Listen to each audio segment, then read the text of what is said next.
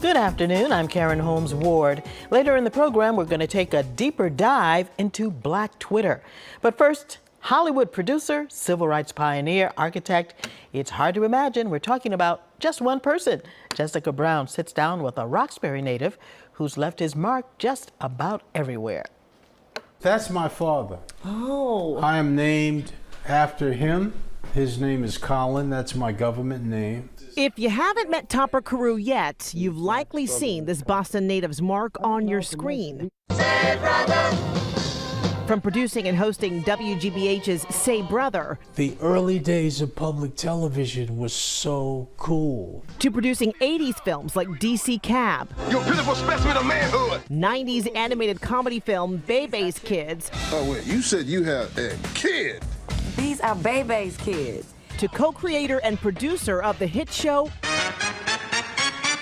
Martin, that's still in syndication today. Cultural phenomenon still to this day. 33 years on the air. It's incredible. We still quote from Martin. I know we do. Okay, talk about how that happens. You go, girl. You right? What's up? Carew says it was an exciting time in Hollywood. He was managing talent and producing shows. And he says finding Martin happened by chance. The first black comedy club in the country opened in South Central. And the MC was a guy named Robin Harris. Robin had a chipped tooth, bloodshot eyes, was overweight. Funny.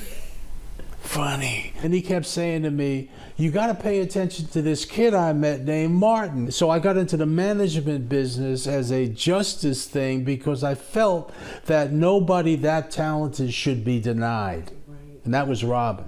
Martin was a complete accident, man. He got hot because of the House Party movies. Because he was the DJ. He was the DJ. Yes. Robin Harris was the dad. And he was the dad. It was a whole clique. Yeah. He said to make Martin a success, he had to make what you saw on the screen genuine. That's the key. That it was connected to the cultural base from which the show was supposed to be about. Truth is a very powerful thing. And I said, listen, Martin, it's got to be your voice. It's got to be you. Topper says everything he brought to Hollywood all started in Roxbury, where he grew up with his grandmother. And writing has been a very consistent aspect of my life. And I started it with her. And she was my big mama. So she was taking me to the Y. She took me to the Black Pops. There was a thing called the Black Pops.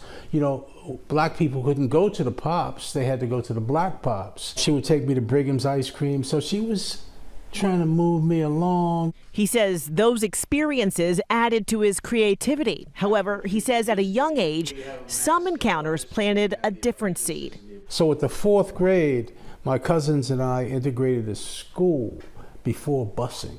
They got chased and called the N-word. 5th grade, the white dude walked up to me, just punched me in the face, gave me a black eye, laughed and ran. It was always that tension. I don't know a boy in my family who didn't run. The idea of justice got embedded in my DNA. Long before there was Martin and the bright lights of Hollywood, Topper Carew was building a different dream at Howard University, a historically black college in Washington, D.C. It was in D.C. he would join the Student Nonviolent Coordinating Committee, also known as SNCC. From sit-ins to freedom rides, the committee was made of mostly black college students that practiced peaceful, direct action protests during the civil rights movement. While part of SNCC, Topper spent time in Mississippi pushing a voter registration campaign to help black Americans get out the vote. When I went south, John Lewis was our chairman, who became a congressman. Stokely Carmichael was in our chapter. Stokely created Black Power.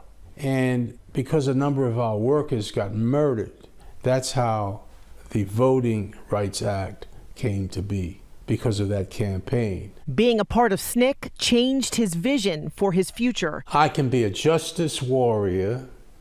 I can use all of the tools and the assets that I have available to me personally and empower those in the interest of service to people. We were like social architects. Using his skills to empower others. I was the guy you would come to if you had a problem. You got a zoning problem? Come to me. I'm not going to charge you. Then in 1966 came the new thing, Art and Architecture Center, a cultural hub he created out of a storefront in D.C. We would practice architecture during the day, and then after school, we turned it into an art center for kids. A community art center where kids learned how to play music and even get a front row seat to the stars before they hit it big. Roberta Flack. I heard that. Shirley Horn, Donald Byrd, Buddy Guy and Junior Wells, Muddy Waters, B.B. King. And when all of those artists were just sort of bubbling around D.C., I would give them a platform. Daughter, grandson. Back in his childhood home in Boston, Topper says he still has more he wants to do. His next project, already global. I said, I want to do something different. I said, I want to do something positive because there's a lot of darkness in the world right now.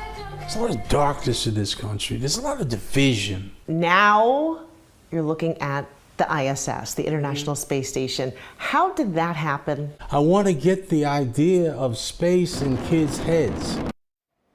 Wow. Topper has now teamed up with Nanoracks, a company specializing in commercial space travel, to send a payload to the International Space Station. And that payload broadcasted a film Topper produced of children's choirs from around the world singing This Little Light of Mine. His goal? To inspire kids to dream big.